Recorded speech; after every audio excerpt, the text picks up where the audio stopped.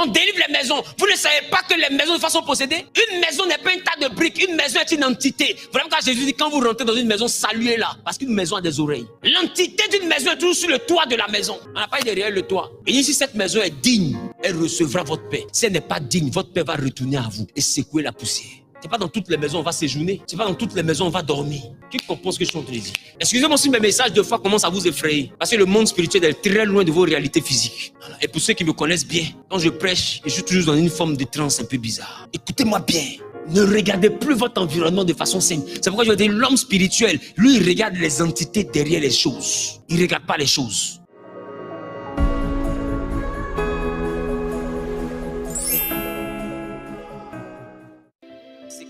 Ans comme prévu par Dieu.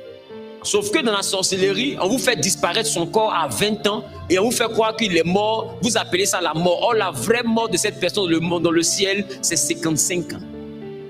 Donc, cette mort prématurée met à leur disposition une âme pour encore 30 ans si la personne est partie à 25 ans.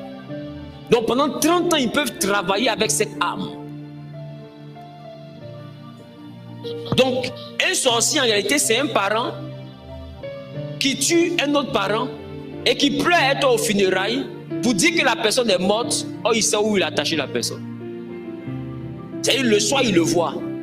Mais le matin, il est en train de faire funérailles. Il fait acrobatie. Qui comprend ce que je suis en train de dire? Et après, il utilise l'âme de cette personne-là pour le marché spirituel. Peut devenir une entité qui va troquer avec un pouvoir. Et cette personne est vendue peut-être dans un autre groupe ethnique pour devenir de fois un fétiche de prospérité. Il n'a pas de repos, il s'en va travailler pour rendre des gens prospères.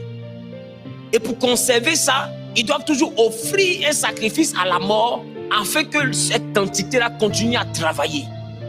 Est-ce que je parle à quelqu'un? Je ne te parle pas des choses d'en bas. Parce que le sorcier, c'est pas, moi majoritairement, ce n'est pas des gens de qui j'ai pitié. Si je dois les honorer, les respecter sur la terre, je les respecte sur la terre, mais je te croise dans le monde invisible. Tu es un homme mort. Je vais te faire ça sans compassion et sans préliminaire. Si Dieu m'a donné le pouvoir de t'achever, sache que tu ne vas pas te réveiller. Sauf si Dieu a pitié de toi et puis m'a affaibli. Tu comprends ce que je suis en train de dire?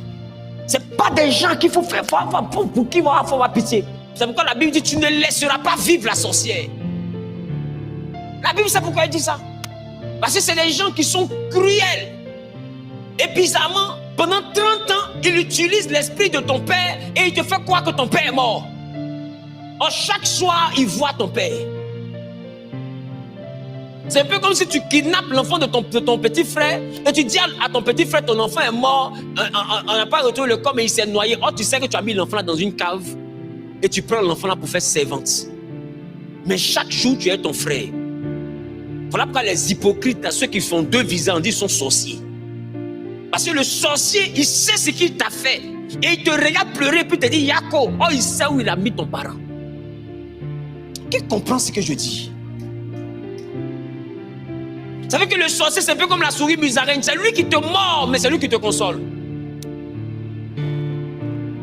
Et il n'est pas rassasié. Après, il va faire ça à une deuxième personne. Et deux fois, il a fait ça à 30 personnes dans la famille.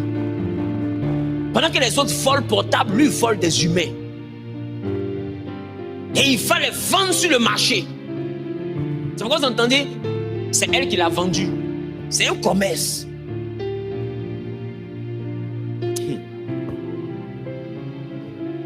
Je